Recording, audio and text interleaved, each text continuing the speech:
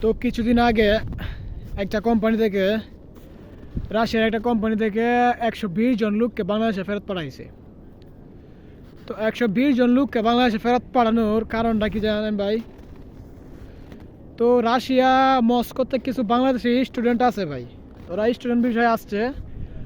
এরপরে বাংলাদেশে কিছু দালাল এজেন্সি আছে ভাই, ওই স্টুডেন্টের সাথে জড়িত ভাই।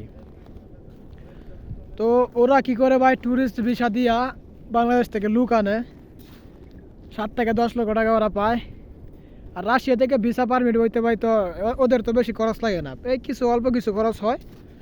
তো ওরা বাংলাদেশ থেকে লুক আইনা ভাই একটা ব্যবসা করে, আইনা 2-3 মাস রাখে, রাখার পরে ভাই যুদ্ধে যাওয়ার জন্য ফোর্স করে ভাই।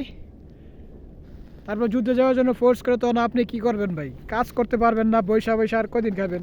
আপনারা কাজ দিব না, বলবো যুদ্ধে যা, তুই যুদ্ধে না গেলে দেশে পাঠিয়ে দিব। তো আপনি ভাই বাধ্য হয়ে যুদ্ধে যখন যাইবেন না, তো বাধ্য হয়ে বাংলাদেশে যাইতে হবে আপনার। তো 120 জন যে পাঠাইছে ওরা নাকি গাছ কাটার মামলা দিয়ে পাঠাইছে, কোম্পানি নাকি গাছ কাটার মামলা দিছে যে তোরা গাছ কেটে ফেলছস, তো মামলা দিয়ে নাকি পাঠাই দিছে। তো ভাই বাংলাদেশে পাঠাই দিলে তো একটা সুতা লাগবো আর কি, ওই সুতা দেখায় আর কি বাংলাদেশে পাঠাইছে। তো এই জন্যই বলি, আপনারা যারা রাশিয়াতে আসতে চাইছেন ভাই, রাশিয়ার জন্য ব্যস্ত হয়ে গেছেন আসতে, রাশিয়ার জন্য আসার জন্য পাগল হয়ে গেছেন ভাই, এত পাগল হওয়ার কিছু নাই ভাই। আপনি যে জায়গায় আসবেন ভাই, ওই জায়গাটা যদি নিরাপদ না থাকে, আপনি যদি কাজ না পান আইসা, তো এত টাকা দিয়ে আসাটা ভাই একবারে লস, জীবন শেষ ভাই, ধ্বংস হয়ে যাবে ভাই। তো একটু বুঝে শুনে আসবেন ভাই।